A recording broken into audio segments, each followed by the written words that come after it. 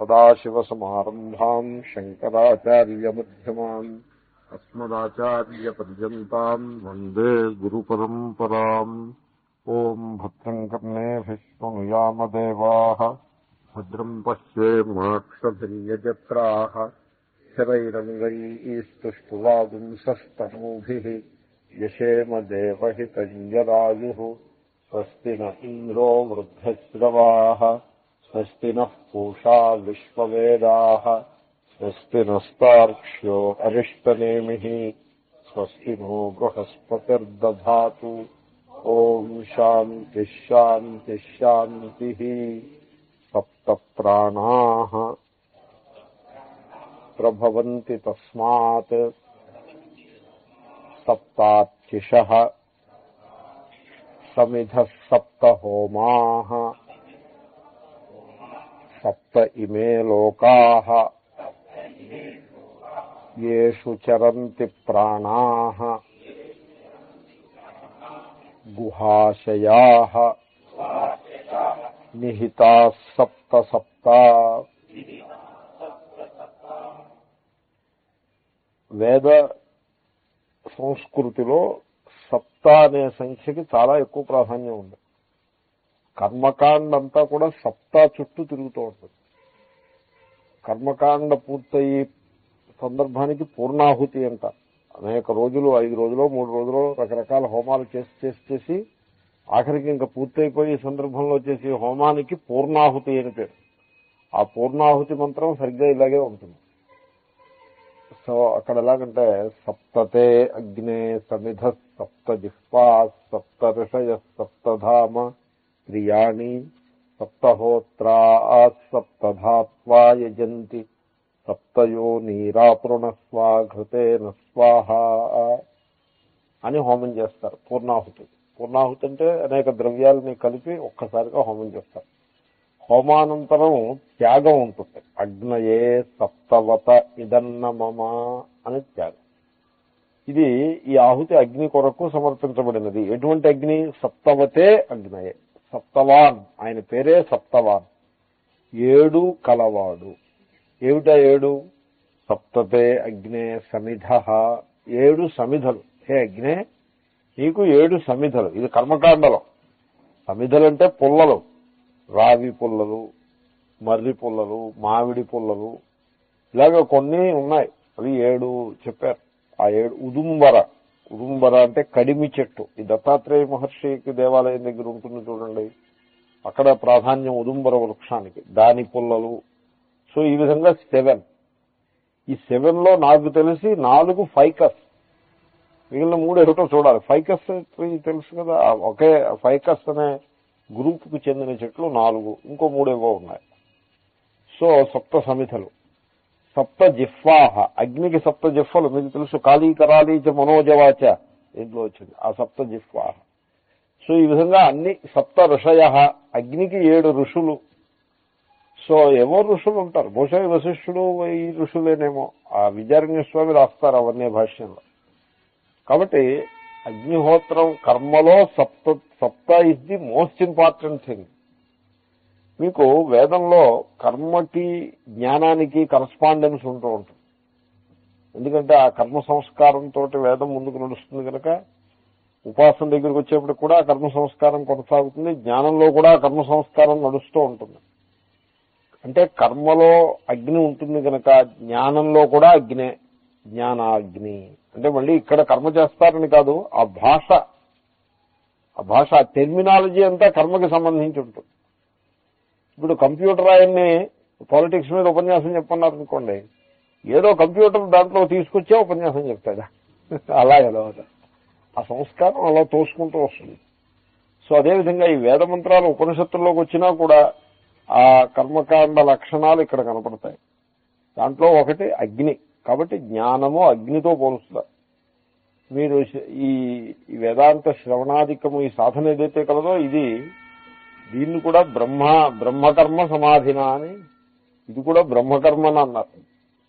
అక్కడ కర్మ ఏం లేదు, అకర్మేది అయినా కూడా బ్రహ్మకర్మ. బ్రహ్మకర్మ అంటే అకర్మ అని అర్థం. అకర్మకే బ్రహ్మకర్మ అని పేరు. అకర్మ అంటే బాగుండదని బ్రహ్మకర్మ అంట. ఇది ఎలాగంటే ఆత్మధ్యానము అంటారు. ఆత్మధ్యానం అంటే ఏమిటో తెలుసునండి, అధ్యానం అని అర్థం. మీరు ధ్యానం చేస్తే సంసారాన్నే ధ్యానం చేస్తారు కదా, ఆ సంసార ధ్యానం మానేస్తే దాని పేరే ఆత్మధ్యానం. అచింతనమేవ ఆత్మచింతనం, అకర్మైవ బ్రహ్మకర్మ. అలాగే ఇంకొకటి ఉంది, ఆత్మకామహ అని ఒకటి ఉంది. ఆత్మయందే కామన కలవాడు అంటే అర్థం ఏంటో తెలుసిన, అకామహ ఇత్యర్థ. ఆత్మకి కామనే ఉంటుందండి, తానే ఆత్మ అయి ఉన్నాడు. ఆత్మకాముడు అంటే అకాముడు. అంటే కామన అనేది ఎప్పటికీ కూడా బాహ్య విషయములో ప్రసరిస్తూ ఉంటుంది కనుక ఆ కామనని కట్టిపెట్టేస్తే అకామహ అయిపోతే వాడే ఆత్మకాముడు. సో ఈ విధంగా ఇక్కడ ఈ వైదిక సంస్కారం యొక్క ప్రభావం చేత ఆ సప్త అనే సంఖ్య అలా కొనసాగుతూ ఉంటుంది. ఇక్కడ మీకు ఆ సప్త మంత్రం కనపడుతుంది, సరిగ్గా ఐడెంటికల్ మంత్రం, సిమిలర్. ఐడెంటికల్ మీన్స్ అదే స్ట్రక్చర్ లో ఉంది. ఇక్కడ జ్ఞానానికి సంబంధించి అన్ని సప్త సప్త సప్త సప్త ప్రాణాహ, 7 ప్రాణములు. ఇప్పుడు మనిషికి 7 ప్రాణాలు నెక్ అండ్ అబోవ్ ఉన్నాయి. సప్తశీరుషణ్యా ప్రాణాహ అని భాష్యకారులు చెప్పబోతున్నారు. నెక్ అండ్ అబోవ్ సప్త ప్రాణాలు ఉన్నాయి. ప్రాణం అంటే ఇంద్రియము అని అర్థం. సో 1, 2, 3, 5, 7 ఒక కౌంట్. 2 చెవులని 2 కింద లెక్కేస్తాం. ఈ లెక్క ఇలా ఉంటుంది. ఇంకో సందర్భంలో చెవి 1, కన్ను 1 అని లెక్కేస్తాం. ఆ లెక్క ఆ లెక్కే, ఈ లెక్క ఈ లెక్కే. దేని లెక్క దాంది? సో సప్తశీరుషణ్యా ప్రాణాహ. సో 7 ప్రాణములు ఆ అక్షర పరబ్రహ్మ నుండే పుట్టాయి. అక్షర పరబ్రహ్మ ఇక్కడ ఫోకస్ అవ్వబట్టే ఈ 7 ప్రాణాలు చక్కగా పనిచేస్తున్నాయి. సప్త ప్రాణాహ ప్రభవంతి తస్మాత్. సప్త అర్చిష. అర్చిహి అంటే శంకరులే వివరిస్తారు. అర్చిహి అంటే కాంతి కిరణము, దీప్తి. అవేమిటో ఆయనే చెప్తారు. అవి 7. అవి కూడా అక్షర పరబ్రహ్మ నుండియే. సమిధ. ఈ సప్త సమిధులు, మళ్ళీ ఈ సమిధులు వేరు, యజ్ఞంలో చేసే సమిధులు వేరు. అవేమిటో ఆయనే చెప్తారు. ఆ సమిధులు 7. సప్త హోమాహ, 7 హోమాలు. ఈ హోమాలు మళ్ళీ యజ్ఞంలో చేసే హోమాలు లాంటివి కావు, జ్ఞానానికి సంబంధించిన హోమాలు ఇవి. సప్త ఇమే లోకాహ, 7 లోకాలు. 7 అప్. భూ భువ సువ తప జన సత్యం, మధ్యలో మహహ ఒకటి ఉంది. సో 7. ఇవన్నీ కూడా ఈ 7 లోకాలు అక్షర పరబ్రహ్మ నుండి ఆవిర్భవించాయి. ఆ 7 లోకములలో సంచరించే ప్రాణములు, ఏషు చరంతి ప్రాణాహ. సో అక్కడ ఉండేటువంటి ప్రాణులను ఇది భాష్యకారులు చెప్తారు. అవన్నీ కూడా అక్షర పరబ్రహ్మ నుండియే వచ్చినాయి.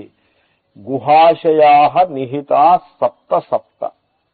7 చొప్పున ప్రతి ప్రాణి హృదయంలోనూ ఉంటున్నాయి. అవన్నీ కూడా ఆ అక్షర పరబ్రహ్మ నుండియే వచ్చాయి. చూడండి సప్త సంఖ్య ఎంత పవర్ఫుల్ సంఖ్య అది. కాబట్టి సప్త అంటే చాలా పవిత్రమైన సంఖ్య. దాంట్లో అమంగళం అనేది ఏదీ లేదు. ఇంకా సూపర్ స్టిషన్ 7 చెడ్డదనేదో ఒక దురభిప్రాయం, నథింగ్ లైక్ దాట్. భాష్యం చూస్తే మీకు ఆ డీటెయిల్స్ అన్నీ వచ్చేస్తాయి. కించ, అది అవతారిక. ఇంకా ఏమంటే సప్తశీర్షణ్యా ప్రాణాః తస్మాదేవ పురుషాత్ ప్రభవంతి. సప్త ప్రాణాః ప్రభవంతి తస్మాత్. తస్మాత్ అంటే తస్మాత్ పురుషాత్, ఆ విరాట్ పురుషుడు నుండి, లేకపోతే ఆ హిరణ్య గర్భుడు. సగుణ రూపం హిరణ్య గర్భుడు, నిర్గుణ స్వరూపం అయితే అక్షర పరబ్రహ్మ. సో ఆ అక్షర పరబ్రహ్మ నుండియే, లేకపోతే ఆ సగుణ కాస్మిక్ పర్సన్, సో ఆ హిరణ్య గర్భుని నుండియే తస్మాదేవ పురుషాత్ ప్రభవంతి పుట్టుచున్నవి. ఏమిటి? సప్త ప్రాణాహ, 7 ప్రాణములు. ప్రాణము అంటే ఇంద్రియము అని అర్థం. శక్తి కదండి, ప్రాణం అంటే శక్తి. ప్రతి ఇంద్రియము ఒక శక్తి, 1 పవర్ ఇట్ ఈస్. సో సప్త ప్రాణాహ. ఏమిటి 7? Where from that 7? 5 ఉండాలేమో కదా ఇంద్రియాలంటే, ఈ లెక్క వేరే. శీరుషణ్యాహ, శీర్షము అంటే నెక్ అండ్ అబోవ్, దాని యందు ఉండేవి గనుక శీరుషణ్యాహ. శిరస్సు ఎందుండే 7 ప్రాణాలు ఆ పరమేశ్వరుడి నుంచే పుట్టాయి. తర్వాత తేషాంచ సప్తార్చిషః దీప్తయః స్వవిషయావద్యోతనాని. అది ఇప్పుడు ఇవి 7 ప్రాణములు అంటే 7 శక్తులు. కొంచెం అడ్జస్ట్ అవసరం, జస్ట్ బస్ 7 శక్తులు అని అన్నామే. 7 శక్తులు ఇక్కడ నిహితములై ఉన్నాయి. ఇప్పుడు ముక్కుందనుకోండి, ఇది ఒక శక్తి, 2 ఇవి, నాలుక ఒక శక్తి, ఇవి 2 అలాగా. అయితే ఈ శక్తికి ఏదైనా ఒక శక్తి స్థానం ఉంటే దాని నుంచి శక్తి యొక్క కిరణం బయటకు వస్తుంది. దాన్ని అర్చిస్ అని అంటారు. ఇప్పుడు లైట్ ఉందనుకోండి, లైట్ అంటే శక్తే కదా మరిది. ఆ శక్తే చుట్టూ కాంతి రూపంగా ప్రవహిస్తుంది. శబ్దశక్తి అందరికీ వినపడుతుంది.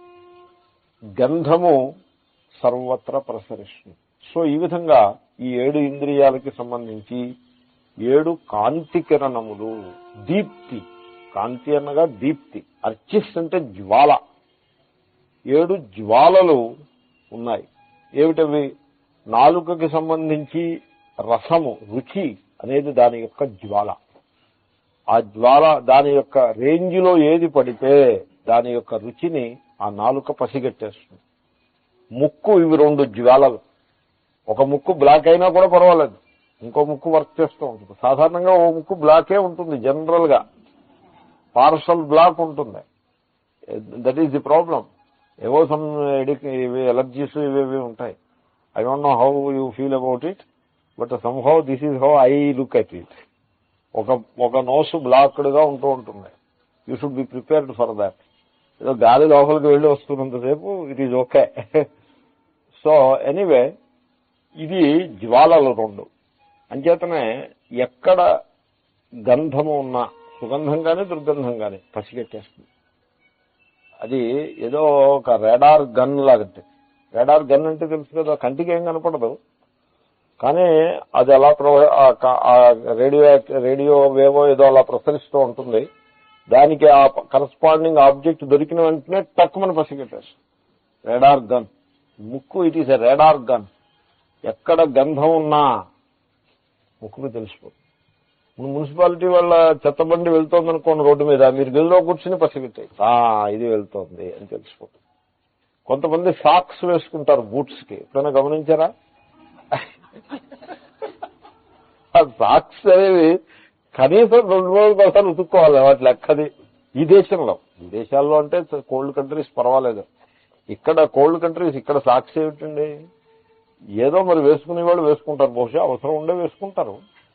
వేసుకోవడం వరకు బాగానే ఉంది, కానీ 2 రోజులకో 3 రోజులకో ఒకసారి సబ్బు నీళ్లలో వాటిని నానబెట్టి ఉతుక్కోవాలి. అది కొంచెం మీరు నెగ్లెక్ట్, ఏదో మిగతా పనులు హడావిడిలో నెగ్లెక్ట్ చేశారనుకోండి, బస్ మీరు వచ్చి ఆ బూట్లు విప్పితే, విప్పకపోతే పర్వాలేదు, కదపకపోతే పర్వాలేదు, కదిపేరే మొత్తం చుట్టుపక్కలంతా కూడా ఒక విలక్షణమైనటువంటి స్మెల్. దానివల్ల వికారం కలుగుతుంది, వాంతి కలుగుతుంది కూడాను. అలాగంటే స్మెల్ ఒకటి వ్యాపిస్తుంది. So you can recognise that. Gun, దీప్తి, అర్చిహి. సో సప్త అర్చిష. ఈ రకంగా 7 ఇంద్రియాలు ఉన్నట్టుగానే 7 దీప్తులు, రెడార్ గన్స్ ఉన్నట్టుగా. ఇటువైపు వచ్చే శబ్దాలన్నీ ఇది పట్టేస్తుంది, ఇటువైపు వచ్చే శబ్దాలన్నీ ఇది పట్టేస్తుంది. ఏమి దీప్తి అండి, అద్భుతమైన దీప్తి. ఈ దీప్తులన్నింటినీ ఎవళ్ళు పెట్టారు ఇక్కడ? నేను పెట్టానా, మరొకళ్ళు పెట్టారా? పరమేశ్వరుడే పెట్టాడు. పరమేశ్వరుడి నుంచి ఆవిర్భవించాడు. సప్తార్చిష తస్మాత్ ప్రభవంతి. 7 దీప్తులు కూడా ఈశ్వరుని నుండియే ఆవిర్భవిస్తున్నాయి. అంటే మనం ఏం చేస్తామంటే జీవితంలో మనము కరెక్ట్ గా చేయాల్సింది రాంగ్ గాను, ఒకలా చేయాల్సింది ఇంకోలానంతా రివర్స్ చేస్తాం. పూర్వానికి ఒక ఆయనకి రండి కడుపులో పోట్లును కంటి కలక 2 వచ్చాయి. కంటి కలక అంటారు చూడండి, కంటికి అనారోగ్యం చేసింది. సరిగ్గా అదే టైంలో ఏదో గాడిలో ఏవో అధికంగా తినబట్టి కడుపులో పోట్లు వచ్చాయి. డాక్టర్ దగ్గరికి వెళ్ళాడు. ఇక్కడ ట్రాఫిక్ జామ్ ఉంది, నేను గమనించా. అవును, పర్వాలేదు. నేనేమో మామూలు కబుర్లే చెప్తున్నా, ఏమి మీరు మిస్ అయింది లేదు. సో డాక్టర్ గారి దగ్గరికి వెళ్తే డాక్టర్ గారు ఏం చేశారంటే, ఈ కంట్లో ఇది వేసుకోండి అని ఒక మందు, ఇది కడుపులో పొట్లకి ఇది వేసుకోండి అని ఇంకో మందు ఇచ్చి పంపించారు ఆయన. ఇతను వచ్చి ఆ కడుపులో వేసుకోవాల్సిన మందుని కంట్లో వేసుకోవాల్సింది కడుపులోనూ వేసుకుని ఈ కంఠమంతా మంట, ఏదో దుఃఖం, కన్నులు పోయినంత పని అయ్యి హాస్పిటల్లో జాయిన్ చేయాల్సి వచ్చింది. మనం సరిగ్గా అలాగే చేస్తాం. That is how our life is. మన లైఫ్ లో కొన్ని విషయాల్ని, అవి మిథ్యాభూతములు, వాటికి పెద్ద విలువ లేదు, వాటిని మనం పూర్తిగా ఇగ్నోర్ చేసేసి బతికేసేయచ్చు. కొన్ని విషయాలని బాగా దృఢంగా గుర్తిస్తూ ఎప్పుడూ కూడా మనస్సుని వాటిపై ఫోకస్ చేసుకుంటూ ఉండవలసిన గంభీరములైన విషయాలు మనం ఏం చేస్తామంటే సరిగ్గా రివర్స్ చేసి పెడతాం. ఉదాహరణకి జీవితంలో సుఖ దుఃఖాలు వస్తూ ఉంటాయి, వాటి గురించి అంత పెద్ద పట్టించుకోవడం అనవసరం, వాటిని సహించేయటం. మానవమానాలు ఉంటాయి. అందరు మనుషులు మన మనస్సుకి నచ్చి ఇట్లా ప్రవర్తించాలంటే ఎక్కడ కుదురుతుందండి? అది ఎవడో మన మనస్సుకి నచ్చని విధంగా మనం అంత సెన్సిటివ్ గా ఉండకూడదు. రెడీ టు బి హర్ట్ అన్నట్టుగా ఉంటే తక్కువ హర్ట్ అవడం ఖాయం. సో ఆ విధంగా చాలా సెన్సిటివ్ గా ఉన్నప్పుడు ఎవరో వాళ్ళు మిస్బిహేవ్ చేస్తారు. మన దృష్టిలో మిస్బిహేవియర్, వాళ్ళ దృష్టిలో అది కరెక్ట్ బిహేవియరే, మనం హర్ట్ అయిపోతూ ఉంటాం. సో అటువంటి విషయాల మీద, మానవమానాల విషయంలో పెద్ద ఎక్కువ ఇంపార్టెన్స్ ఇవ్వకూడదు. భోజనానికి పెద్ద ఎక్కువ ఇంపార్టెన్స్ ఇవ్వకూడదు. ఏదో దేహధారణ నిమిత్తం భోజనం అని, అంతకంటే ఎక్కువ ఇంపార్టెన్స్ దానికి ఇవ్వక్కర్లేదు.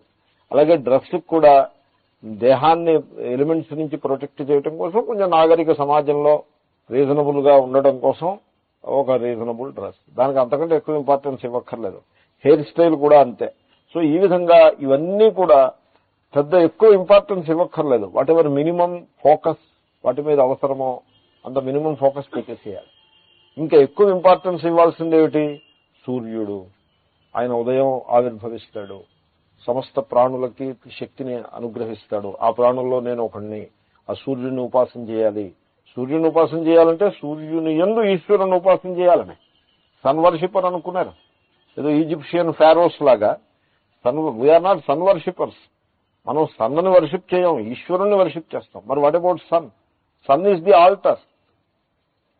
సన్ అనేటువంటి ఒక స్థానంలో మనం పరమేశ్వరుణ్ణి, సర్వ జగత్తుకి కారణమైన ఈశ్వరుణ్ణి ఉపాసన చేస్తాం. అలాగే moon, we're not moon worshippers అయితే మూన్ యందు, చంద్రుని యందు ఆ ఈశ్వరుణ్ణి ఉపాసన చేస్తాం. ఆ విధంగా ఆత్మరూపంగా అధ్యాత్మయోగం, ఈ దేహమునందు ప్రకటమయ్యే శక్తులన్నిటి యందు ఆ ఈశ్వరుణ్ణి భావన చేయటం, గుర్తించటం, వీటి మీద ఉండాలి ఫోకస్. ఈ బిగ్గర్ పిక్చర్ మీద ఉండాలి ఫోకస్. ఈ చిన్న చిన్న విషయాలు ఉన్నాయి చూడండి, వాడు ఇలా అన్నాడు, వీడు ఇలా అన్నాడు, వాడేమో పూర్ణిమ నాడు బూర్లు పెట్టాడు, అమావాస్య నాడు అరిసెలు పెట్టాడు అంటే ఏదో సామెత ఒకటి ఉంది. ఆ రకంగా లెక్కలు. సో ఇవన్నీ మోస్ట్ సిల్లియస్ట్ థింగ్స్. వాటిని ఎప్పుడో మర్చిపోవాల్సి మనం. కానీ అవన్నీ బలంగా మనసులో పెట్టుకుని ఈ బిగ్గర్ పిక్చర్ ని పూర్తిగా విస్మరించి, అంత ఇందాక నేను డాక్టర్ దగ్గరికి వెళ్ళాడన్నాను చూడండి, సరిగ్గా వాడు చేసినట్టుగా మనం జీవిస్తూ ఉంటాం. అది రివర్స్ చేసే ప్రయత్నం.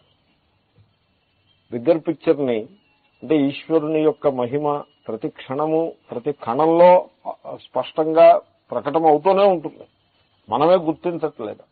కాబట్టి దాన్నే బిగ్గర్ పిక్చర్ అంటున్నాను నేను. ఆ బిగ్గర్ పిక్చర్ ని బాగా గుర్తించే ప్రయత్నం.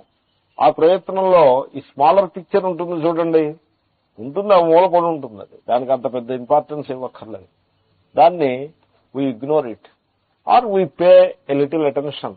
దానికి ఎంత అటెన్షన్ అవసరమో అంత అటెన్షన్ పే చేసి విల్ ఫినిష్ ఇట్, అంతే. అలా ఉండాలి. సో అందుకోసం ఆ బిగ్గర్ పిక్చర్ కోసం తత్పదార్థ శోధన. కాబట్టి అధ్యాత్మమునందు, అధిభూతమునందు కూడా, అధ్యాత్మము అంటే దేహము, ఇంద్రియములు, మనస్సు, ఇది అధ్యాత్మం. అధిభూతము అంటే పృథివీ, తేజో, వాయువాకాశములు, పంచభూతములు, ఇది అధిభూతం. ఈ రెండింటి యందు కూడా దైవమును జతగూర్చాలి. అధిదైవాన్ని కనెక్షన్ ఇవ్వాలి. అధిభూతంలో దైవానికి కనెక్షన్ లింక్ పెట్టుకుంటే దానికి తత్పదార్థ శోధన అని, భక్తి అని పేరు.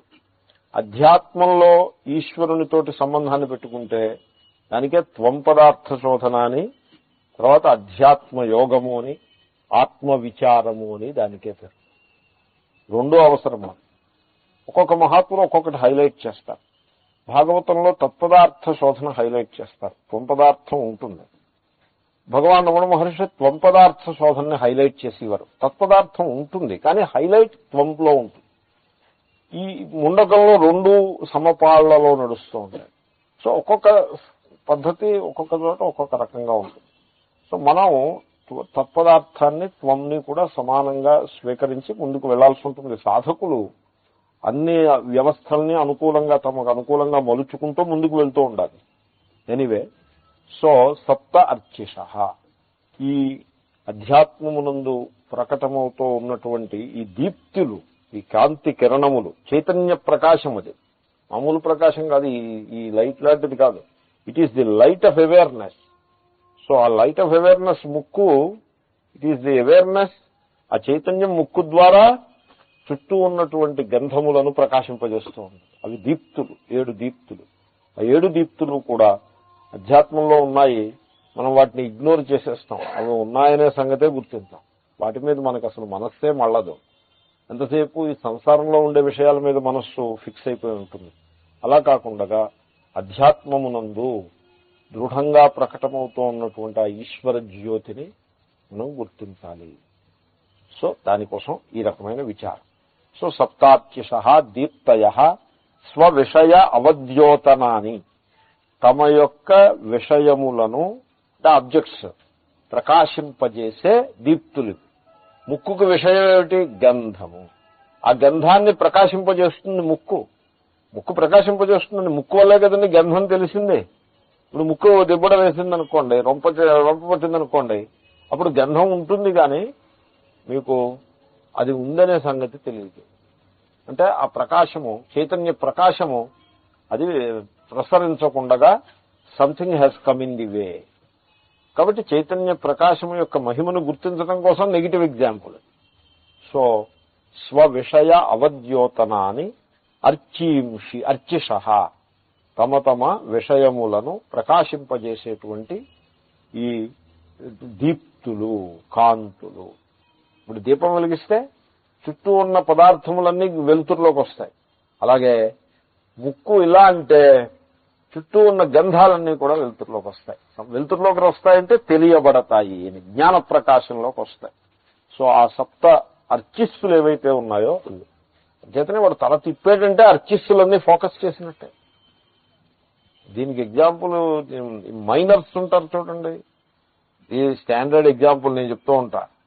ఎవరో మహాత్ములు చెప్తుంటే విన్నాను, నచ్చింది. ఈ మైనర్స్ ఈ తలకి ఒక ఫోకస్ పెట్టుకుంటారు, ఒక బల్బు పెట్టుకుంటారు. మైనర్స్ అలాగే ఉంటారు, మైనర్సే అక్కర్లేదు. కొంతమంది ఈ కంప్యూటర్ బాగు చేసేవాళ్ళు వాళ్ళు కూడా అలాగే పెట్టుకుంటారు కాబోలు. Very focused. ఈ సర్జన్స్ పెట్టుకుంటారు. ఇక్కడ ఒక లైట్ వెలుగుతూ ఉంటుంది, చాలా ఫోకస్డ్ గా ఉంది. డెంటిస్ట్ పెట్టుకుంటారా? ఈఎన్టీ పీపుల్ పెట్టుకుంటారు. సో ఆయన తల అది వెలుగుతూ ఉంటుంది. తల ఇటు తిప్పాడు అనుకోండి, ఇక్కడున్నవన్నీ ప్రకాశిస్తాయి. ఇటు తిప్పితే ఇక్కడున్నవన్నీ ప్రకాశిస్తాయి. అదేవిధంగా మీరు ఇలా తిప్పేప్పటికీ ఇక్కడ ఉన్నవన్నీ జ్ఞాన ప్రకాశంలోకి వచ్చేస్తాయి. ఎవ్రీథింగ్ ఈజ్ నోన్ అంటే అర్థం ఏంటండి? జ్ఞాన ప్రకాశంలోకి వచ్చాయి. ఆ నాలెడ్జ్ ఎక్కడుంది? అక్కడుందా? ఇక్కడ ఇది అధ్యాత్మం ఉంటుంది నాలెడ్జ్. ఈ అధ్యాత్మం ఉండే జ్ఞానశక్తి ప్రకటం అవుతుంది, అంతటా ప్రసరిస్తుంది. ఈ 7 జ్యోతిష్తులు, 7 దీప్తులు, 7 రాడార్ గన్స్ అన్నమాట. అవన్నీ కూడా ఆ శక్తి అంతా కూడా ఆ పరమేశ్వరు నుంచే ఆవిర్భవించింది. తర్వాత తథా సప్తసమిధః సప్త విషయాః విషయైర్హి సమిధ్యంతే ప్రాణాః. ఇప్పుడు ఇదంతా కర్మకాండతోటి మెటఫర్. ఇక్కడ సప్త ఇంద్రియములు ఉన్నాయి, సప్త ప్రాణాః, సప్త ప్రాణములు ఉన్నాయి. ఈ ప్రాణములకు ఇంధనము వలె పనిచేసేవి సప్త విషయములు మీకు జగత్తులో ఉంటాయి. ఇంధనం అంటే ఏమిటి? ఇప్పుడు ముక్కు ఉందనుకోండి, ముక్కుకి ఇంధనం ఏమిటి? గంధం. ఎందుకంటే గంధము ఆ ముక్కులో ఉండేటువంటి ఆఘ్రాణ శక్తిని ఉజ్వలంగా చేస్తుంది. అంతే కదండి. మరి ముక్కుండి గంధమే లేదనుకోండి, ఇంకేం లాభం? మంచో చెడో ఏదో గంధం ఉంటే మన ముక్కు బాగా పనిచేస్తూ ఉంది, చక్కగా వర్కింగ్ కండిషన్ లో ఉందని తెలుస్తూ ఉంటుంది.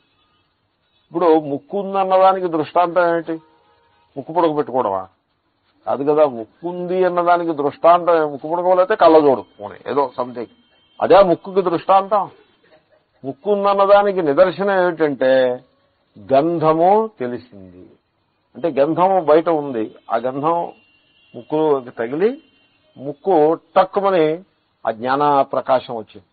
ఇది ఎలాగంటే అగ్ని ఉంది అక్కడ, దాంట్లో సమిధ వేశారు, టక్కుమని ఆ సమిధ అంటుకుని ఒక్కసారిగా ప్రజ్వరిల్లింది. కాబట్టి ఈ గంధాన్ని సమిధతోటి పోల్చవచ్చు. సప్త సమిధ, 7 ఇంద్రియములుంటే 7 సమిధలు. గంధము, ఇటువైపు గంధము ఇటువైపు గంధం 2, ఇటు శబ్దాలు ఇటు శబ్దాలు 2, నాలుక 1, ఇంకొకటి కన్నులు, ఇటువైపు దృశ్యాలు ఇటువైపు దృశ్యాలు 2, మొత్తం 7 విషయాలు. ఈ 7 విషయాలు, విషయములు అంటే ఆబ్జెక్ట్స్, ఈ 7 విషయములు కూడా ఇంధనములు వంటివి. ఎందుకంటే ఇంధనంతో ఎలా మెటఫర్ చేశారు? విషయైర్హి సమిధ్యంతే ప్రాణాహ. ప్రాణాహ అంటే ఇంద్రియాణి. ఇంద్రియములు విషయముల చేత, అంటే కన్ను రూపము చేత, ముక్కు గంధము చేత, ఈ విధంగా ఇంద్రియములు విషయముల చేతను ఉజ్వలముగా చేయబడతాయి. సమిధ్యంతే. కాబట్టి ఈ విషయాలమును, శబ్దరూపరసస్పర్శ గంధములను ఇంద్రియములకు, స్తోత్రము త్వక్కు మొదలైన ఇంద్రియములకు సమిధల్లాగా వర్ణించారు. ఇక్కడ కంఠం అబోవ్ మాట్లాడుతున్నాం, నెక్ అండ్ అబోవ్ మాట్లాడుతున్నాం కనుక 7, there are 7 in the world. ఈ 7 విషయములు కూడా ఆ పరబ్రహ్మ నుండియే ఆవిర్భవించినవి. తర్వాత సప్త హోమాః తద్విషయ విజ్ఞానాని యదస్య విజ్ఞానం తజ్జుహోతి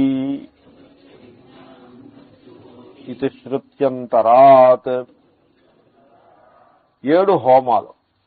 ఈ శ్రీకృష్ణుడు కూడా గీతలో ఎవరిని వర్ణించాడంటే ఇంద్రియములలోకి విషయములను హోమము చేయుచున్నారు అని వర్ణించాడు. ఇంద్రియాగ్నిషు జుహ్వతి అని 4వ అధ్యాయంలో కన్ను అనే అగ్ని యందు రూపములు అనే పదార్థములను హోమము చేయుచున్నారు. అంటే టీవీ ముందు కూర్చుని బొమ్మలు చూస్తున్నారు అని. ముక్కు అనే అగ్ని యందు గంధములు అనే అనే పదార్థములను, అనే ఆహుతులను, అదే హవిస్సులను హోమము చేయుచున్నారు. అంటే పెర్ఫ్యూమ్ షాప్ లోకి వెళ్లి ఒక పెర్ఫ్యూమ్ తర్వాత ఇంకో పెర్ఫ్యూమ్ ని మీరు టెస్ట్ చేస్తున్నారు అన్న.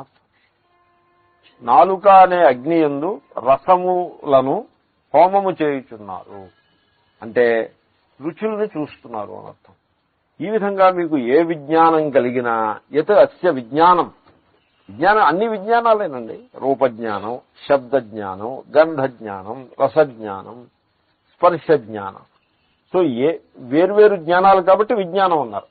యత్ అస్య విజ్ఞానం, ఈ మానవుడు పొందే ఈ విజ్ఞానం ఏదైతే కలదో తజ్జుహోతి, ఆ విజ్ఞానమును పొందే ప్రక్రియ ఉన్నదే అది హోమమేది. It is an ablation.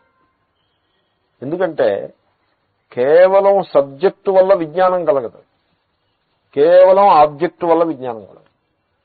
ముక్కు ఉండి ఎదురుకుండగా సెంటు లేదనుకోండి, గంధజ్ఞానం లేదు, పరిమళము అనే జ్ఞానం లేదు, పరిమళ జ్ఞానం. సెంటు ఉంది, ముక్కు పనిచేయట్లేదనుకోండి, గంధజ్ఞానం లేదు. ముక్కు పనిచేయాలి, సెంటు పనిచేయాలి, రెండూ ఉండాలి. కాబట్టి కేవలము ముక్కు ఒక్కటి ఉంటే చాలదు, ముక్కు ఒక్కటి ఉంటే చాలు అని చెప్పిన వాళ్ళని సబ్జెక్టివ్ ఐడియలిస్ట్ అని అంటారు. వాళ్ళు ఫిలాసఫర్స్. వాళ్ళు అమెరికాలో ఉన్న వెస్టర్న్ ఫిలాసఫర్స్ వీళ్ళందరూ. హెగెల్ అనే ఒక ఫిలాసఫర్ ఉన్నాడు, ఆయన he's a subjective idealist. Objective realist అని ఇంకొక ఫిలాసఫర్స్ ఉన్నారు. వాళ్ళు ఏమిటంటే మొత్తం ఈ గంధం అనేది బయటే ఉంటుంది. గంధం ఎక్కడ ఉంటుంది? బయట ఉంటుంది. పెర్ఫ్యూమ్ బాటిల్లో ఉంటుంది గంధం.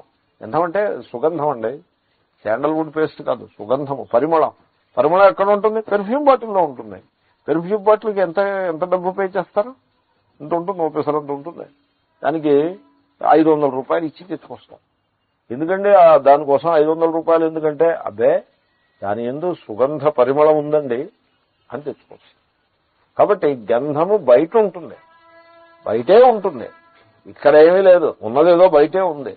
వీళ్ళని ఆబ్జెక్టివ్ రియలిస్ట్ అని అంటారు.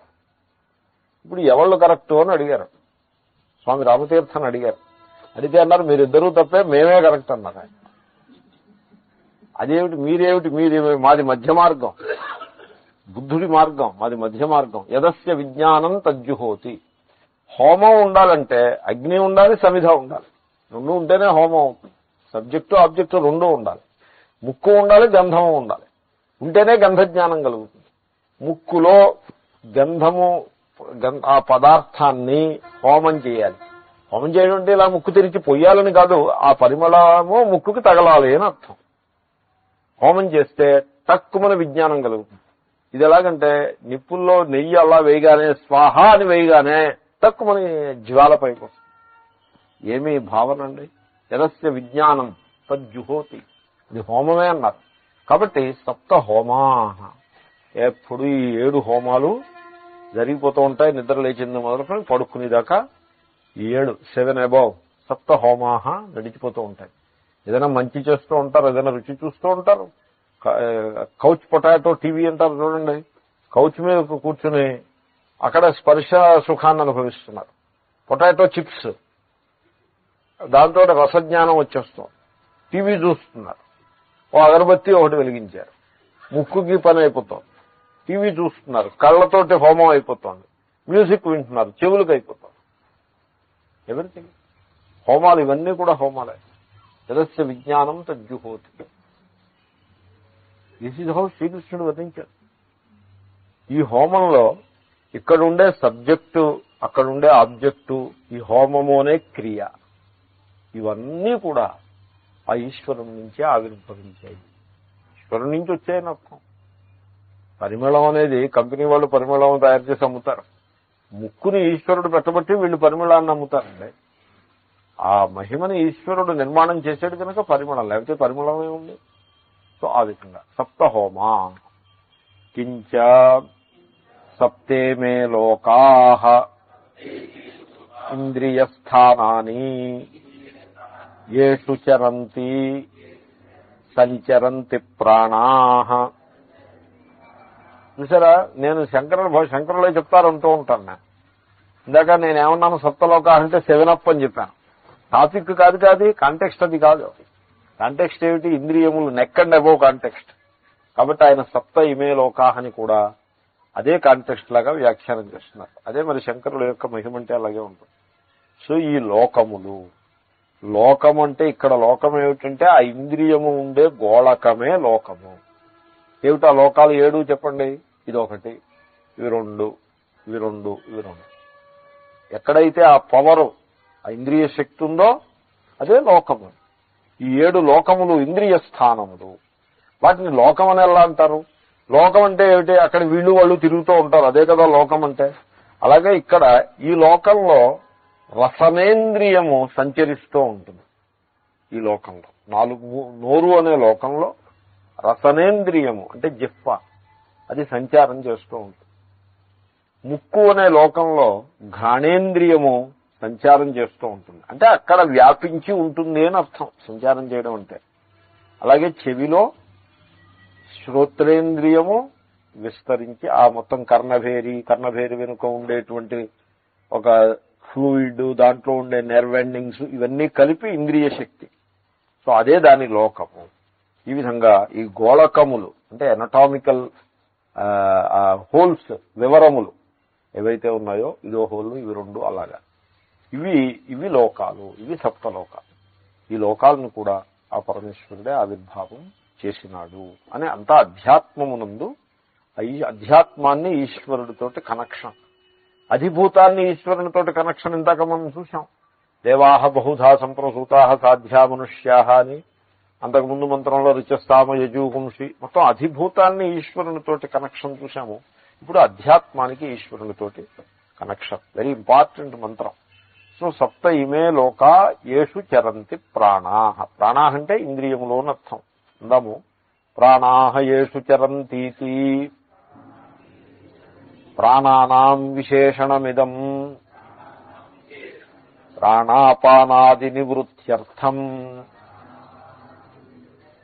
సో ఎప్పుడైతే ఏషు చరంతి ప్రాణాహ, 7 లోకాలున్నాయి, ఈ లోకాల్లో 7 ప్రాణాలు సంచరిస్తూ ఉంటాయి అని చెప్పడం చేత ఇక్కడ ప్రాణశబ్దానికి ఇంద్రియం అనే అర్థం గాని ప్రాణాపానం వ్యానోదాన సమానములోని ప్రాణవృత్తి విశేషాలున్నాయి చూసారా, అవి కాదు అని మనకి స్పష్టమైపోయాయి. ఎందుకంటే అవి 7 కావు, అవి నెక్ అండ్ అబోవ్ సంచరించేవి కూడా కాదు. అవి లంగ్స్ మిగతా దేహానికి సంబంధించి ఉంటాయి. నెక్ అండ్ అబోవ్ అంటే ఈ ఇంద్రియములు. ఎందుకంటే ప్రాణశబ్దానికి ఆ వాయు విశేషము అర్థం ఉంది, ఇంద్రియములు అర్థం.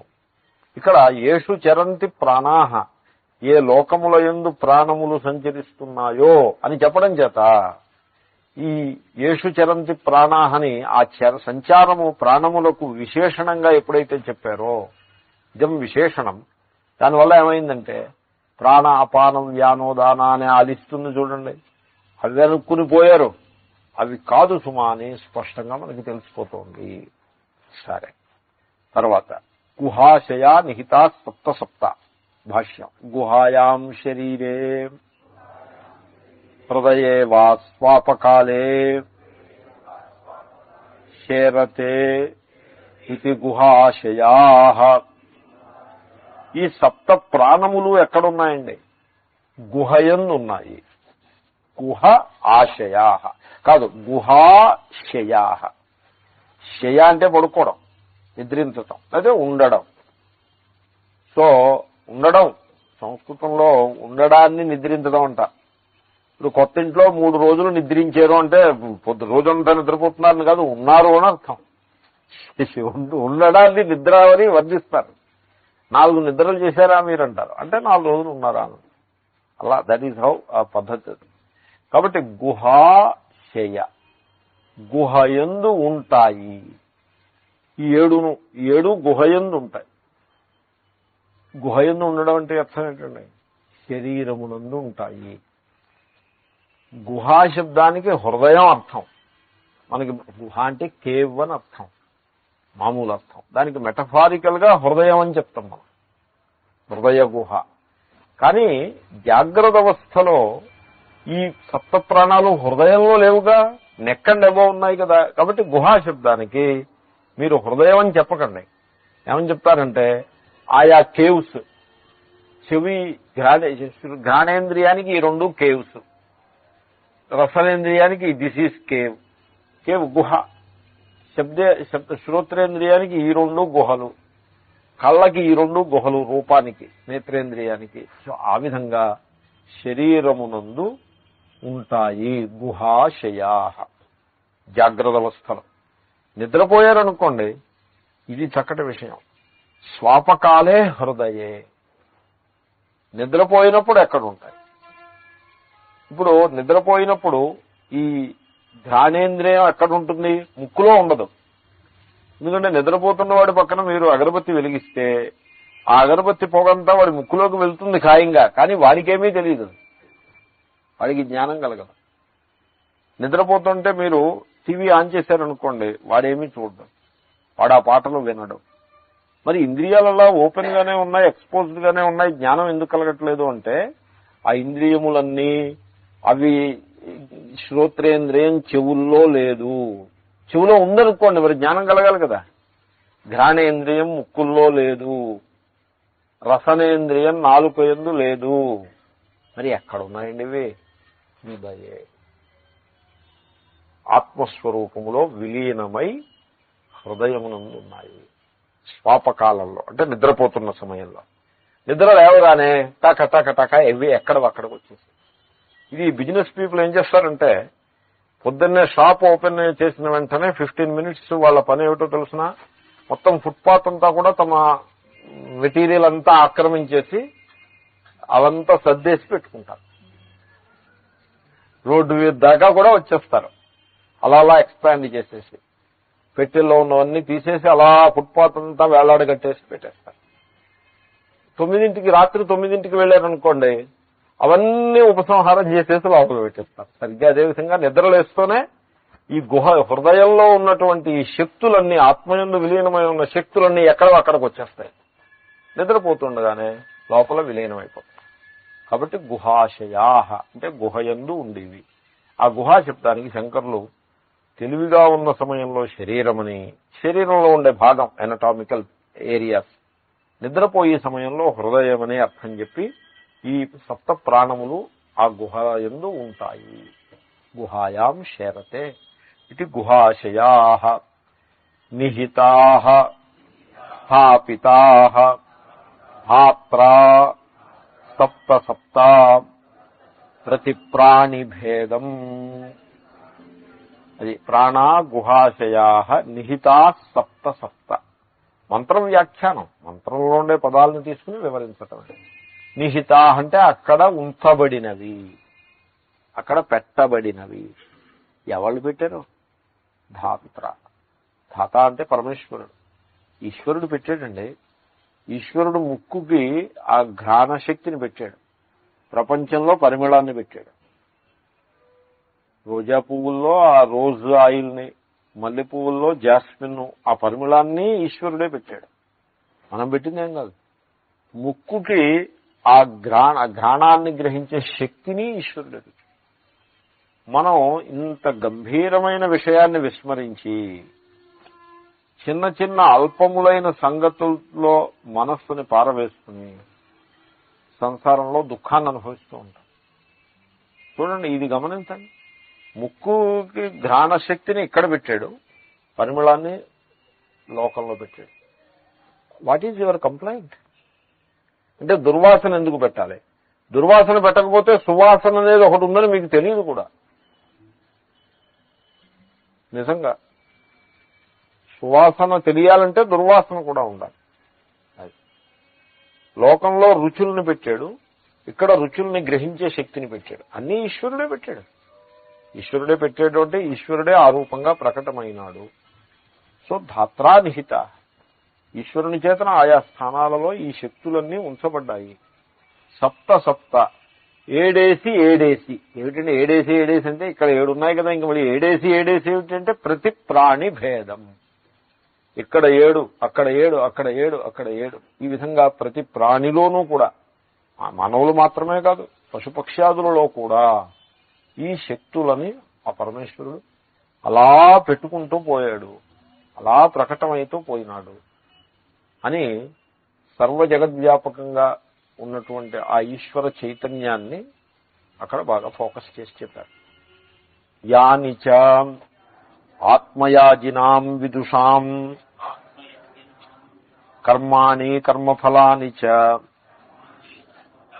అవిదుషాంచ కర్మాణి తత్సాధనాని కర్మఫలాని చ సర్వం చైతత్ పరస్మాదేవ పురుషాత్ సర్వజ్ఞాత్ ప్రసూతం ఇది ప్రకరణార్థః. ఇప్పుడు 2 రకాల యాజులు ఉన్నారు. యాజులు గారు అని పేరు ఉన్నారు ఎప్పుడైనా మీరు? యాజులు గారు అంటే యజనము చేయువారు. యజనము అంటే ఆహుతులను సమర్పించుట, ఆ పని చేసి వాళ్ళని యాజులు గారు అన్నారు. మనకి 2 రకాల యాజులు ఉన్నారు, దేవయాజులు, ఆత్మయాజులు. యాజీ అంటే ఏకవచనం, యాజులు బహువచనం. పేరు ఉంటే యాజులు గారిని పెట్టుకుంటారు, అది వేరే సంగతి. ఆత్మయాజీ, దేవయాజీ. దేవయాజీ అంటే ఇంద్రుడు, అగ్ని మొదలైన దేవతలకే, స్వర్గంలో ఉంటారు ఆ దేవతలు, ఎక్కడో దూరంగా ఉంటారు. ఆ దేవతలను ఆహ్వానించి వాళ్ళకి ఆహుతులను సమర్పించేవాడు దేవయాజీ. ఈ దేవయాజీ అజ్ఞాన అయి ఉంటాడంటున్నారు ఆయన. ఆత్మజ్ఞానము లేనివాడే కర్మకు అధికారి, మీకు తెలుసు కదా సంగతి. ఆత్మజ్ఞాని కర్మకు అధికారం లేదు, ఇంకా కర్మ అనవసరం, అధికారంలో యోగ్యత లేదు. కర్మకి ఎవడు యోగ్యుడో తెలుసునా? కామన ఉన్నవాడు కర్మకి యోగ్యుడు. కామ కర్మ. కామన ఎవడికి ఉంటుందో తెలుసునా? ఆత్మకాముడు కానివాడికి కామన ఉంది. ఆత్మకాముడు అంటే అకామహ అని అర్థం, ఇందాక మనం చేశాం. అకామహ అంటే అకర్మ, ఇంకా కర్మ లేదు. కామన ఉండాలి. కామన ఉంటే, ఈ కామనకి 2 ఆస్పెక్ట్స్ ఉంటాయి. కామన వెనుక వాక్యూమ్ ఉంటుంది. అంటే ఒక లోటు, ఒక వెలితి అంటారు, తెలుగులో వెలితి అంటారు. ఒక కోరిక పుట్టిందనుకోండి, వెలితి ఉండాలి కదండి. వెలితి ఉంటే కోరిక, వెలితి లేకపోతే ఇంకా కోరిక ఏమిటి? వెలితి ఉందని వీడు అనుకోవాలి. వెలితి ఉంది అంటే వెలితి ఉందని వీడు అనుకోవాలి. వెలితి ఉంది అనుకుంటే వెంటనే కోరిక పుట్టేస్తుంది. కాబట్టి కోరికకి వెనకాల ఏముంది? హృదయం లోపల వెలితి భావన. కోరికకి బాహ్యమునందు అవుట్ సైడ్ ఏముంది అంటే కర్మ ఉన్నది. కోరిక పుట్టితే ఏమైంది? You have to act. కాబట్టి కోరికకి బాహ్యములో కర్మ ఉంది, కోరికకి ఆంతరమునందు వెలితి, లోటు, అపూర్ణత్వము కలదు. సపోజ్ హృదయంలో పూర్ణత్వం ఉందనుకోండి, ఆత్మ పూర్ణము అనే సత్యాన్ని మానవుడు గ్రహించాడు అనుకోండి, చాలా ప్రాక్టికల్. ఆత్మ పూర్ణము అనే సత్యం మీ అనుభవంలో ఉంది. ఉదాహరణకి ఐఎమ్ సాటిస్ఫైడ్ అన్నారు అనుకోండి. ఐఎమ్ సాటిస్ఫైడ్ అంటే అర్థం ఏంటండి? పూర్ణత్వంలోకి మీరు వెళ్ళిపోయినట్టే. ఇటు వచ్చి చాలా స్మాల్ ఏరియాలో చాలా స్మాల్ టైం ఉన్నారు కాబట్టి మీకు అది తెలియట్లేదు. కానీ ఐఎమ్ సాటిస్ఫైడ్ అన్నారు అనుకోండి, పూర్ణత్వానికి వెళ్ళిపోయినట్టేనా? ఈ పూర్ణత్వం అనుభవంలో ఉంది, ప్రతివాడికి అనుభవంలో ఉంది. కాబట్టి పూర్ణత్వము ఎప్పుడైతే మీకు అవగాహన అయిపోయిందో కామన లేదు, కామన లేకపోతే కర్మ లేదు. ఆ విధంగా ఆత్మ యొక్క పూర్ణత్వాన్ని దర్శించటం అలవాటు చేసుకున్న వాడికి ఆ అభ్యాసం మనం చేసి పనదే. ఇక్కడికి మీరు క్లాసుకు వచ్చేది ఆత్మ యొక్క పూర్ణత్వాన్ని తెలుసుకునే కోసం. వాడికి ఆత్మయాజీ అని అంటారు. ఏమండి, అది సరిపడిందా? ఇంకా ఇక్కడ పూర్ణత్వం లేదు, ఏదో లోటు ఉంది. ఈ లోటు వల్ల కామన పుట్టింది. ఆ కామన సిద్ధించాలంటే బయట పరిస్థితులు మనకు అనుకూలించాలి. బయట పరిస్థితులు మనకు అనుకూలించాలంటే దేవతలను అనుగ్రహించాలి. అంటే దేవతలకి మనం హవిస్సుల్ని సమర్పించాలి. వాడిని దేవయాజీ అని అంటారు. ఇప్పుడు చెప్పండి, దీంట్లో దేవయాజీ అజ్ఞాని అవుతాడు కదా? ఆత్మ విషయంలో అజ్ఞానండి, ఆత్మ విషయంలో అజ్ఞానిగా ఉంటాడు. అదే ఆయన అంటున్నారు. సో ఆ రెండో భాగం చూడండి. అవిదుషాం, అజ్ఞానులైన వారు. ఈ అజ్ఞానులైన వారు అంతకుముందు ఆత్మయాజినాం అన్నారు ఆయన. ఆత్మయాజులకి విరుద్ధంగా వీళ్ళు ఆత్మయాజినాం విదుషాం, ఆత్మయాజులైన విద్వాంసులు. విద్వాంసులు అంటే ఎంఏలు పిహెచ్డీలు ఉన్నారని కాదు, ఆత్మజ్ఞానము గలవారు అని. ఆత్మయాజులు, ఆత్మజ్ఞానులు. వాళ్ళకి విసెవి అంటే వాళ్ళకి ఆపోజిట్ గా అవిదుషాం అంటే అజ్ఞానులు. అంటే అజ్ఞానులు అంటే వాళ్ళకి అక్షరాలు రావని, ఇల్లిటరేట్ అని, వేలుముద్ర వేస్తారని కాదు, ఆత్మస్వరూపము తెలియని వారు. అదే అజ్ఞానులు అంటే. సో అటువంటి అజ్ఞానులకు, వాళ్ళు అజ్ఞానులు ఎటువంటి వాళ్ళు అవుతారు? ఆత్మయాజినాంకి ఆపోజిట్ దేవయాజినాం అవుతారు. ఆ దేవయాజినాం అనే పదాన్ని నేను సప్లై చేశాను. అటువంటి దేవయాజులు చేసే కర్మలు, అవిదుషాం కర్మాని, వాళ్ళు చేసే కర్మలు, హోమాలు మొదలైనవి, తత్సాధన అని, ఆ కర్మలకు కావలసిన సాధనాలు. ఏమిటి సాధనాలు? అగ్నిహోత్రం, హవిస్సు, హవిస్సును సమర్పించే సృక్కు, స్రువము, ఋత్విక్కులు చూశాం కదా. ఈ సాధనాలు కర్మ ఫలానిచ్చ, ఆ కర్మ చేసడం వల్ల వాళ్ళకి ఫలం వస్తుంది. ఇహలోకంలో అభ్యుదయం కలుగుతుంది, పరలోకంలో పుణ్యాల ఫలాన్ని అనుభవిస్తారు. ఆ ఫలములు సర్వం చైతత్, ఇదంతా ఎక్కడి నుంచి వచ్చింది? ఇదంతా పరస్మాదేవ పురుష, ఆ పరమ పురుషుని నుండియే ఆవిర్భవించింది. ఓకే, పరమ పురుషుడు అంటే పరమేశ్వరుడి నుంచే ఆవిర్భవించింది. ఇంకపోతే ఆత్మయాజినాం దగ్గరికి రండి.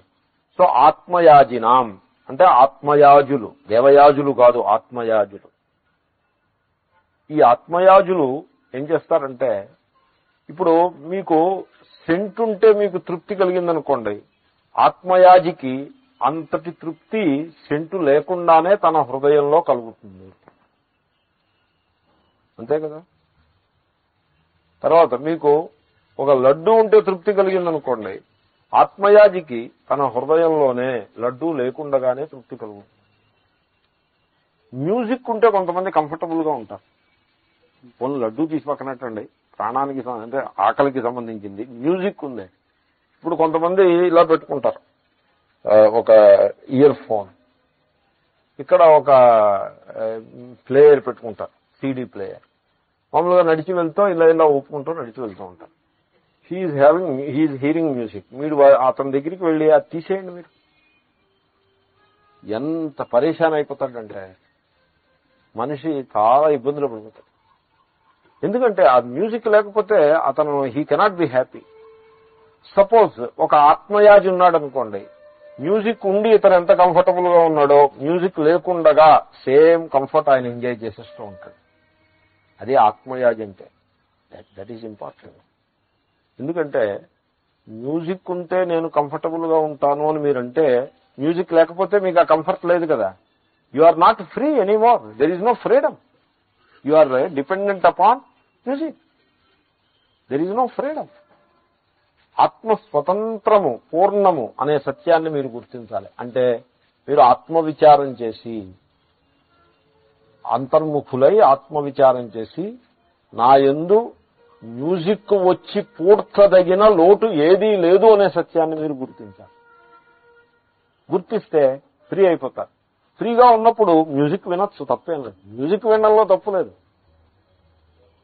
ఆ మ్యూజిక్ లేకపోతే నాకు సుఖం లేదు, మ్యూజిక్ ఉంటేనే సుఖం ఉంటుంది అంటే మీరు ట్రబుల్లో పడ్డారు. కానీ అదర్వైజ్ మ్యూజిక్ వినడంలో తప్పులేదు. ఏ మ్యూజిక్ విన్నా తప్పులేదు. సో ఎనీవే, వీళ్ళని ఆత్మయాజులు అంటారు. తమ స్వరూపమునందే సర్వమును దర్శించేటువంటి వీళ్ళు విదుషాం, విద్వాంసులు. వీళ్ళ కర్మలు ఏమిటి? వీళ్ళ కర్మలు శమ, దమ, ఉపరతి, తితిక్ష అని సాధనాలు ఉన్నాయి చూడండి. సాధన చతుష్టయం, ఆత్మనిష్టను కలిగి ఉండడం, ఆత్మవిచారం చేస్తూ ఉండడం, ఇవి వీళ్ళ కర్మలు. వీళ్ళ కర్మలంటే భావనాత్మకంగానే ఉంటాయి. బ్రహ్మభావన చేస్తారు. బ్రహ్మ సర్గ వివేకం చేస్తూ సృష్టిలో కంటికి కానవచ్చే నామరూపాలన్నింటినీ కూడా అధిగమిస్తూ సర్వమునందు ఈశ్వరుణ్ణి భావన చేస్తారు. ఆ ఈశ్వరుణ్ణి ఆత్మరూపంగా భావన చేస్తారు. ఈ ఇంద్రియ శక్తులన్నీ కూడా పరమేశ్వరుని యొక్క విలాస మాత్రమే. ఆ ఫోకస్ అవ్వబట్టే ఈ ఇంద్రియాలకి ఈ శక్తులు ఉన్నాయి అని ఇంద్రియ శక్తులు యందు ఈశ్వరుణ్ణి భావన చేస్తారు. వీళ్ళు విద్వాంసులు, జ్ఞానులు, ఆత్మస్వరూపము తెలిసిన వారు. అటువంటి విద్వాంసులు చేసేటువంటి భావనారూపమైన కర్మలు, ఇంకంతకంటే కర్మలేం లేవు. వాటి ఫలం ఏమిటంటే ఆ పరమేశ్వరుని యందు విలీనమై జీవన్ముక్తులై ఉండటము. ఈ ఫలములు ఇవన్నీ కూడా ఇవెక్కడి నుంచి వచ్చేయండి? ఏతస్మాత్ పరస్మాదేవ పురుషాత్, ఆ పరమ పురుషుడి నుంచే వచ్చాయి. కాబట్టి అజ్ఞానులు చేసే కర్మలు వాటి ఫలాలు, జ్ఞానులు వారి భావనాత్మకమైన కర్మలు వాటి ఫలాలు. ఈ సర్వము కూడా పరమేశ్వరుడి నుంచే వచ్చాయంటే ఆ పరమేశ్వరుడు నిజంగా సర్వజ్ఞుడే అయి ఉండాలి. అంచేతనే సర్వజ్ఞాత్, సర్వజ్ఞుడైన పరమేశ్వరుడి నుంచి ఆవిర్భవించినవి. ఇది ప్రకరణార్థ అని మొత్తం ప్రకరణానికి అర్థం. అంటే ఈ ఒక్క శ్లోకానికే కాదు, దీని ముందు మంత్రాల్లో అవిదుషాం చెప్పి ఇప్పుడు విదుషాం చెప్పారు కనుక ఆ పూర్వ మంత్రాలు ఈ మంత్రాలన్నీ కలుపుకుంటే ఈ విధమైనటువంటి సారభూతమైన అర్థం మనకి వచ్చినది. ఇది ప్రకరణార్థ. తర్వాత చాలా మంచి మంత్రం, సప్తమంత్రం. అతః సముద్రా గిరయశ్చ సర్వే అస్మాత్యందంతే సింధవః సర్వరూపాః అతశ్చ సర్వాః ఓషధయో రసశ్చ ఏనైష భూతైః తిష్టతే హ్యంతరాత్మా అతశ్చ సర్వాః. అతః సముద్రాః, అతః ఈ పరమేశ్వరం నుంచి సముద్రాః సముద్రములు పుట్టినవి. సో ఈ సముద్రం ఇది మళ్ళీ అధిభూతమే. అధిభూతాన్ని ఈశ్వరునితోటి కనెక్ట్ చేయటం, ప్రతిదీ ఈశ్వరుడితోటి కనెక్ట్ చేయాలి. అధిభూతాన్ని ఈశ్వరుడితో కనెక్ట్ చేయాలి, అధ్యాత్మాన్ని ఈశ్వరుడితో కనెక్ట్ చేయాలి. మంత్ర జపము అధ్యాత్మాన్ని ఈశ్వరుడితో కనెక్ట్ చేస్తుంది. తీర్థయాత్రలు, నదీ స్నానము, కీర్తనము, ఈశ్వరుని నామాన్ని కీర్తించటం, బ్రహ్మసర్గ వివేకము అంటే సృష్టి యందు పరమేశ్వరుణ్ణి దర్శించేటువంటి భావన, ఇదంతా కూడా అధిభూతాన్ని ఈశ్వరుడితో కనెక్ట్ చేస్తుంది. ఈ విధంగా సాధకుడు అధ్యాత్మమునందు అధిభూతమునందు దైవాన్ని దర్శించాలి. అది ఏ సత్యము. లేకుండా అధ్యాత్మంలో ఈ దేహము నేను, ఈ ఇంద్రియాలు నావి, నాకు ఇది ఉంది ఇది లేదు అనుకుని కూర్చున్నాడు అనుకోండి, సంసారం అయిపోతాడు. అధిభూతంలో ఈ ఇల్లు నాది, ఈ ఇల్లు నాది కాదు, ఈ పొలం అని ఇలాగా అధిభూతంలో విభాగం చేసుకుని వీళ్ళు మంచివాళ్ళు, వీళ్ళు చెడ్డవాళ్ళు, వీళ్ళు మిత్రులు, వీళ్ళు శత్రువులు అని నామరూపాల్లో నిమగ్నం అయిపోయాడు అనుకోండి, దుఃఖి. కాబట్టి అధ్యాత్మమును ఈశ్వరుడితోటి కలపాలి, అధిభూతాన్ని ఈశ్వరుడితోటి లింక్ పెట్టాలి. పెడితే మీకు అధ్యాత్మంలో నడిచివి నడుస్తూ ఉంటాయి. అధ్యాత్మంలో ఏం నడుస్తాయండి? భోజనం చేయడం, స్నానం చేయడం, ఇలాంటివి ఏవో ఉంటాయి కదా. ఎందుకంటే ఘనకార్యం ఏముంది మనం ఏం చేయి. ఇప్పుడు మీరు బాత్రూమ్ 5 లక్షలు పెట్టి కట్టించినా, మామూలు ఏదో 1000 రూపాయల్లో బాత్రూమ్ కట్టించుకున్నా మొత్తం మీద నెత్తి మీద 2 నీళ్లు పోసుకుని స్నానం చేసి ఉత్తర పడాల్సిందే కదా. అక్కడేం మకాన్ చేయరు కదా, ఏం చేస్తారు అంటారంటే. కాబట్టి అధ్యాత్మంలో వాట్ క్యా క్యా ఉఖాడేంగే ఆప్ అని అంటారు మహాత్ములు. పెద్ద హడావిడి చేసి ఏమిటి ఉద్ధరిస్తారు? అధిభూతంలో ఊరికే ప్రతి మొత్తం అధిభూతాన్నంతని కూడా విభాగం చేసి పెట్టుకుని ఇది నాది, ఇది నాది కాదు, వీళ్ళు నా వాళ్ళు, వీళ్ళు పై వాళ్ళు అని సమాజాన్ని, భూతాలని విభాగం చేసి ఈ నది మాది, ఈ నది మాది కాదని పొలిటీషియన్స్ దెబ్బలాడుకున్నట్టుగా చేశారనుకోండి, దాంట్లో మీరు ఏమిటి ఉద్ధరించింది? ఆ అధిభూతం అలాగే ఉంటుంది, మనం గాయబ్ అయిపోతాం. కాబట్టి అధ్యాత్మమునందు అధిభూతమునందు నామరూప బుద్ధి చాలా హానికారకమైనది. దానిని ఎప్పటికప్పుడు గుర్తుపెట్టుకుని అధిగమిస్తూ 2 స్టెప్స్ రాంగ్ డైరెక్షన్ లో పడగానే టక్కుమని అలర్ట్ అయిపోయి, we're going in the wrong direction అని అలర్ట్ అయిపోయి ఆ అధిభూతాన్ని ఈశ్వరుడితో కనెక్ట్ చేయాలి, అధ్యాత్మాన్ని ఈశ్వరుడితో కనెక్ట్ చేయాలి. అలాగా ఎప్పుడూ ఈశ్వర భావనలో మనిషి జీవించాలి. దానివల్ల సంసారం ఏదో తేడా వచ్చేస్తుందని మీరు అనుకోవద్దు. సంసారానికి తేడా రావడం ఏంటండి? సంసారం అది నిత్యం కాదు, మిథ్యది. దానికి తేడా రావడం ఏంటి? తేడా వచ్చినా ఒకటే, తేడా రాకపోయినా ఒకటే. అది డ్రీమ్ ఉందండి, డ్రీమ్లో 1,00,000 రూపాయల లాటరీ వచ్చింది. అయ్యో నాకు 1,00,000 వచ్చింది, 10 లక్షలు రాలేదంటే what kind of thing it is? డ్రీమ్లో 1,00,000 వచ్చినా ఒకటే, 10 లక్షలు వచ్చినా ఒకటే, 1,00,000 పోయినా ఒకటే, 10 లక్షలు పోయినా ఒకటే. ఎందుకంటే because it is a dream. ఈ సంసారము ఇది మిథ్యది, అది ఒక పెద్ద నాటకం. కాబట్టి దాన్ని నాటకంలాగా ఎంజాయ్ చేయగలుగుతారు, కానీ అదే నిజం అనుకుంటే మాత్రం గొప్ప ములిగినట్టే. కనుక సో అధిదైవముతోటి కనెక్షన్ పెడితే it will not hurt you. అధిదైవంతో కనెక్షన్ బ్రేక్ అయితే ఇట్ విల్ హర్ట్ యూ. అధ్యాత్మ విల్ హర్ట్ యూ, అధిభూత విల్ హర్ట్ యూ. అంతర్బహిశ్చ భూతానాం. సో అంతః బహిః, లోపల బాహ్యమునందు కూడా ఈశ్వరుణ్ణి దర్శించడం అంటే భావన చేస్తూ, నా ముందు నిలబడితే చూస్తానంటే అలాగా ముందు నిలబడే ఉన్నాడు ఈశ్వరుడు. భావన చేస్తూ సంసారానికి సంబంధించినటువంటి ఏవో కొన్ని కర్తవ్యాలు ఉంటాయి కదండి, అవి చేసుకుంటూ జీవించేయాలి. కానీ అంతకంటే ఆ ఈశ్వరుణ్ణి దూరంగా పెట్టి సంసారాన్ని ఏదో ఉద్ధరిద్దామని ప్రయత్నం చేస్తే it is very hurting thing it is. So అందుకోసమే తత్పదార్థ శోధన. అతఃసముద్రా, ఈ పరమేశ్వరుని నుండియే సముద్రములు ఉద్భవించుతున్నవి. మరి పర్వతాల మాట ఏమిటి? గిరయశ్చ, అవి కూడా ఈశ్వరు నుంచియే. సర్వే, అన్ని పర్వతములు ఈశ్వరు నుంచే వచ్చాయి.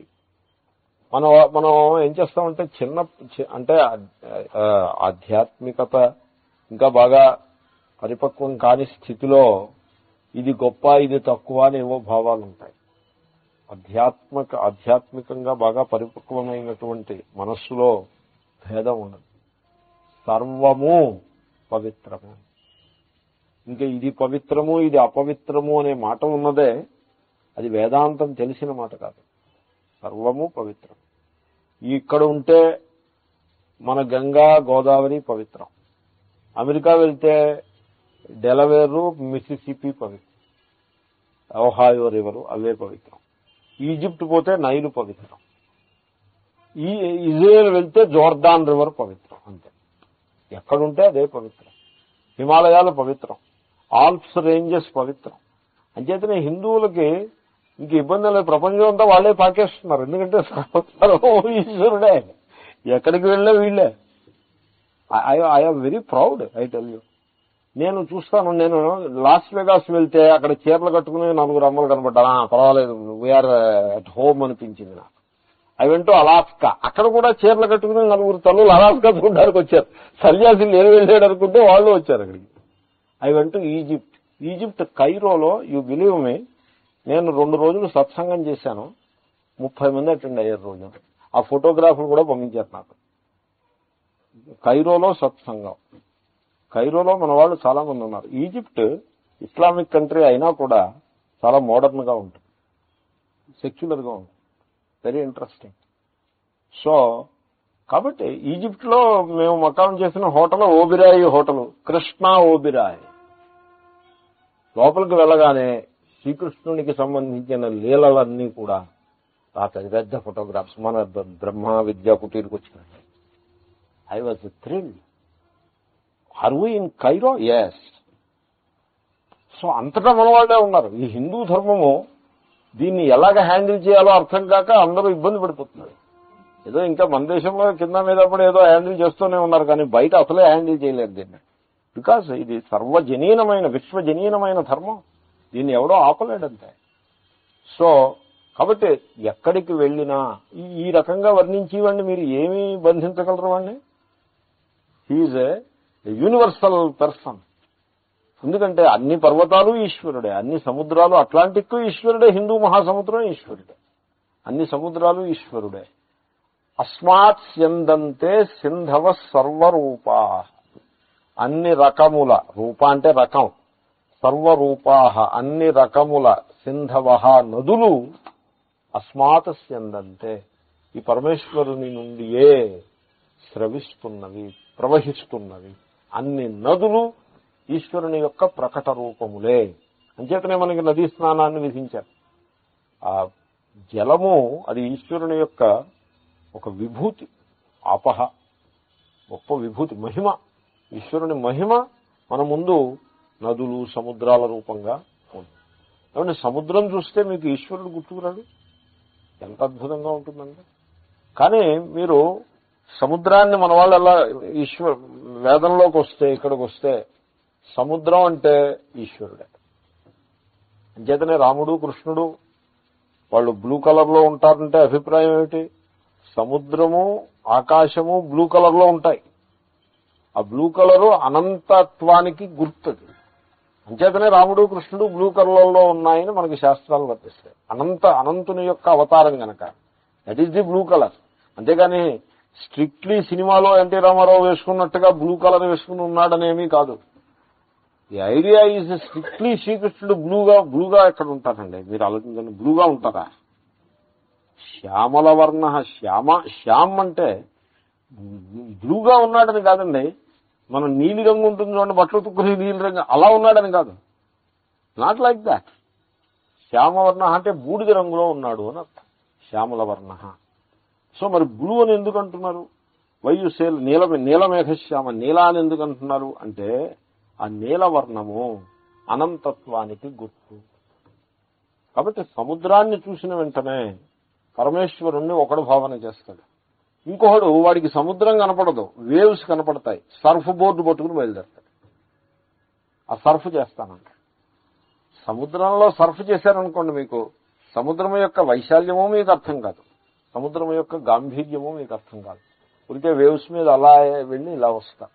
నేను ఘనకార్యం చేశాను అనుకుంటారు. మీరేం ఘనకార్యం చేశారండి? సముద్రంలో వేవ్ మీద వెళ్ళి వస్తే దాంట్లో మీ ఘనకార్యం ఏముంది? ఆ వేవ్ యొక్క మహిమనే అనాలి కానీ ఇంట్లో వీడి మహిమే ఉంది అంటే పడిపోకుండా ప్రాక్టీస్ చేసి నిలబడ్డాడు, టు దట్ ఎక్స్టెంట్ అతని మహిమ.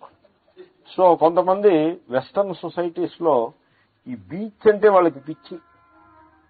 80 డిగ్రీల సెంటిగ్రేడ్ ఉంటే ఇంకా అందరూ బీచ్ల్లోనే ఉంటారు. ఇంకా రోడ్ల మీదనో మామూలుగా ఇళ్లలోనే ఎవరు ఉండరు. Everybody is in beach. Wife, husband, children అందరూ బీచే. ఏదో మరి వాళ్ళ చేదస్తం అలా ఉంది. What is it's logic? I don't understand. కొన్ని వీళ్ళలో ఏ ఒక్కడైనా సముద్రాన్ని చూసి ఈశ్వరుణ్ణి భావన చేస్తాడా అంటే మన క్లాసులో కూర్చున్న వాళ్ళు భావన చేయాలి తప్పించి వాళ్ళకి ఈశ్వరుడు అలాగేమీ ఉండదు. కాబట్టి సింధవ సర్వరూపాహ, అన్ని రకముల నదులు కూడా ఆ పరమేశ్వరుని నుండియే ప్రకటమవుతున్నది. కాబట్టి ఎదురుకుండా ఉన్నది నది కాదు, ఈశ్వరుని యొక్క విభూతి, మహిమ. శ్రీకృష్ణుడు విభూతి యోగంలో చెప్పాడు, సరస్సులలో సముద్రం నేనన్నాడు, నదులలో గంగ నేనన్నాడు. సో ఈ విధంగా విభూతి, నది అంటే విభూతి. ఇంకపోతే అతశ్చ సర్వాహ ఓషధయ, ఓషధులు అంటే మొక్కలు. మనకి ఆహారాన్ని ఇచ్చే మొక్కలండి ఔషధులు అంటే. నిన్న మనం చేశాను, ఔషధి దోషాన్ ధత్తే గుణాన్ ఇత్యోషధి. కాబట్టి మన శరీరాన్ని ఆరోగ్యంగా న్యూట్రిషన్ ఇస్తూ మన ఆరోగ్యంగా నిలబెట్టేవి ఔషధులే. ఈ ఔషధులన్నీ కూడా ఆ పరమేశ్వరుని నుంచి ఆవిర్భవించాయి. రసశ్చ, రసము. రసము అనే పదానికి you cannot give translation. Relish అని అంటారు. ఇప్పుడు మంచినీళ్ళు తాగారు అనుకోండి, దాహం తీరుతుంది. ఆ దప్పిక తీర్చే సామర్థ్యము దానికి రసము అని. H2O మాలిక్యూల్ని రసం అనరు. H2O molecule is the physical aspect of రసం.